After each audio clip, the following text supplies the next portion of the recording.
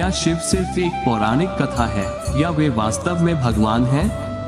क्या उनकी कथाएं सिर्फ हमारी कल्पना है या वास्तविकता में उनका एक गहरा अर्थ है जो सिर्फ उन लोगों के लिए उपलब्ध है जो सत्य की खोज में हैं? भारतीय आध्यात्मिक संस्कृति के रहस्यमय देवता महादेव शिव, उनके बारे में कई कहानियां और दंत कथाएं सुनी जाती हैं। क्या वे सिर्फ धार्मिक उत्साह और आदर्शों का हिस्सा हैं या कुछ और?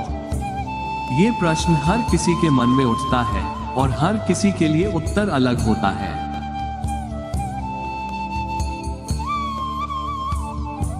कुछ लोग मानते हैं कि शिव सिर्फ एक पौराणिक कथा है, जबकि कुछ लोग उन्हें अपने धार्मिक और आध्यात्मिक अनुभवों का हिस्सा मानते हैं। हर कोई अपने अनुभवों के माध्यम से उनका महत्व और गहराई को जानने का प्रयास करता है। लेकिन एक बात स्पष्ट है, शिव के बारे में और भी अधिक रहस्य हैं जो सिर्फ उन्हीं के लिए खोज रहे हैं जो सत्य की खोज में हैं।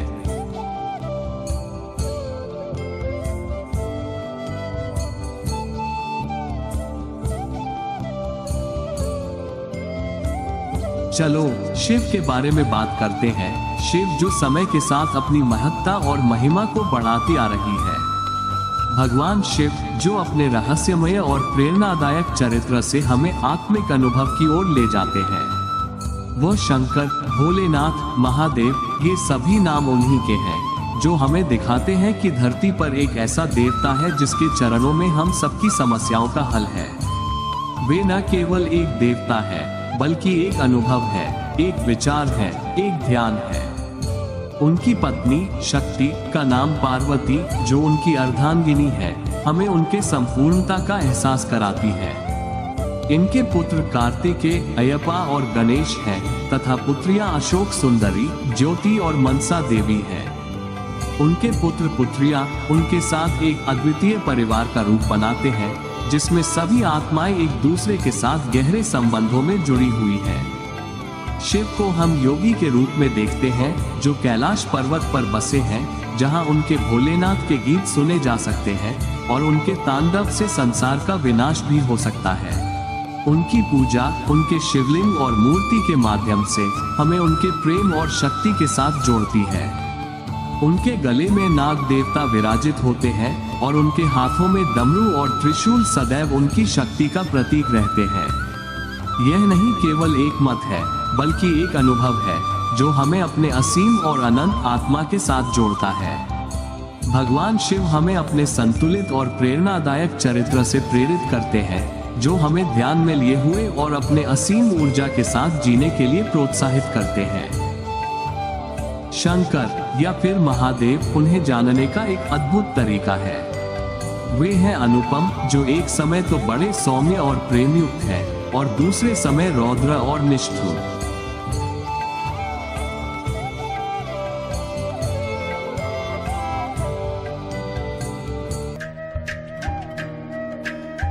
उन्हें अन्य देवताओं के समान नहीं माना जा सकता। हिंदू शास्त्रों में शिव जी को महादेव नाम की उपाधि दी गई है। अन्य किसी देवता को इस नाम की संज्ञा नहीं दी, क्योंकि यह माना जाता है कि इस सृष्टि की संरचना से पहले भी शिव थे और इस सृष्टि के समापन के बाद भी शिव ही रहेंगे। यहाँ महादेव का अर्थ है महान ईश्वरीय शक्ति या देवों का देव। इस संज्ञा के अधिकारी केवल शिव ही हो सकते हैं। दैत्यों, राक्षसों सहित देवताओं ने भी शिव को कई बार चुनौती दी, लेकिन वे सभी परास्त होकर शिव के समक्ष झुक गए। इसीलिए शिव हैं देवों के देव महादेव। वे दैत्यों, दानवों और भूतों के भी प्रिय भगवान हैं।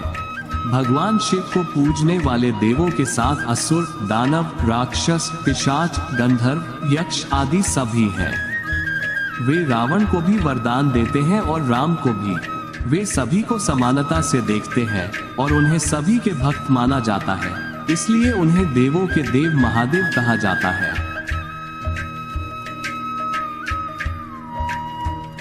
वे सृष्टि, स्थिति और संहार के प्रभु हैं और उन्हें त्रिदेवों में से सबसे प्रमुख माना जाता है। शिव के नाम अनादि हैं। वे समय के शासक हैं और काल महाकाल ही उनके पूरे सत्ता का आधार है। उनका नाम महाकाल के अलावा भी कई हैं, जैसे कि आदिदेव, जटाधारी, मृत्युंजय, त्र्यंबक, महेश, विश्वेश, महारुद्र, विषधर, नीलकंठ, महाशिव, उमापति, पार्वती के पति, काल भैरव, भूतनाथ, त्रिलोचन, 3 नयन वाले, शशिभूषण और भी बहुत कुछ।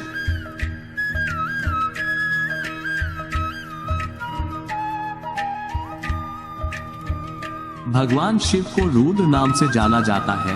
रुद्र का अर्थ है रुद्र दूर करने वाला, अर्थात उनके नाम में छुपी एक अद्वितीय शक्ति है जो दुखों को दूर करने का कार्य करती है। उनका स्वरूप ही कल्याण का संकेत है। ऋग्वेद के 5वें अध्याय में भगवान शिव के विविध स्वरूपों का वर्णन है। रुद्र देवता को स्थावर और जंगम सभी पदार्थों का स्वरूप, सभी जातियों का देवता, पशु, वनस्पति रूप माना गया है। इससे प्रकट होता है कि वे सबका अंतर्यामी है और सर्वोत्तम भाव का प्रतिपादक है। इस गहरे भाव को जानकर साधक अद्वैत के सिद्धांत में स्थिर हो जाता है।